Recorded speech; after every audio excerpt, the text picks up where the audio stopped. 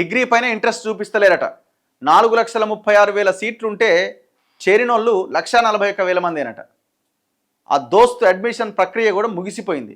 64 కాలేజీల్లో ఒక్క స్టూడెంట్ కూడా చేరలేదట. అంటే 64 కాలేజీల్లో అసలు స్టూడెంట్సే జాయిన్ కాలే. బీకామ్లో అత్యధికంగా 54,000 అడ్మిషన్లట.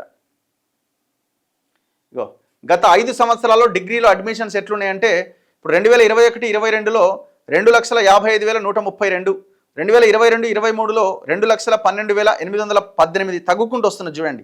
23-24కి వచ్చేసరికి 2,05,000కి పడిపోయింది. 24-25కి వచ్చేసరికి 1,96,000కి పడిపోయింది.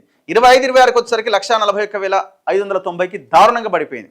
కారణం ఏంటంటే ఇప్పుడు డిగ్రీ చదివే వాళ్ళంతా ఎక్కువ మంది సరే పీజీలు ఇంకోటి చేసినా ఈ గవర్నమెంట్ ఉద్యోగాల వైపు కూడా ఆసక్తి చూపే వాళ్ళు ఎక్కువగా ఉంటారు. సో గవర్నమెంట్ ఉద్యోగాల మీద పెద్దగా వాళ్ళకు ఆ నోటిఫికేషన్ల మీద ఇది లేదు. ఆ నోటిఫికేషన్లు పారదర్శకంగా వచ్చి ఉద్యోగాలు ఇస్తారన్న నమ్మకము లేకుండా పోయింది. అండ్ దట్టు ఇంకొకటి ఈ ఇంజనీరింగ్ కోర్సెస్ కానీ లేకపోతే ఈ టెక్నికల్ సబ్జెక్ట్ సంబంధించిన వాటి మీద ఎక్కువ మంది ఫోకస్ చేస్తున్నారు. ఉంటుంది ఇది అప్ అండ్ డౌన్స్, ఇది కామనే. కానీ రాబోయే రోజుల్లో ఇది ఇప్పుడు ఇలా ఉండొచ్చు, ఇంకోసారి మళ్ళీ చేంజ్ అయ్యే అవకాశం కూడా ఉండొచ్చు, చూడాలి.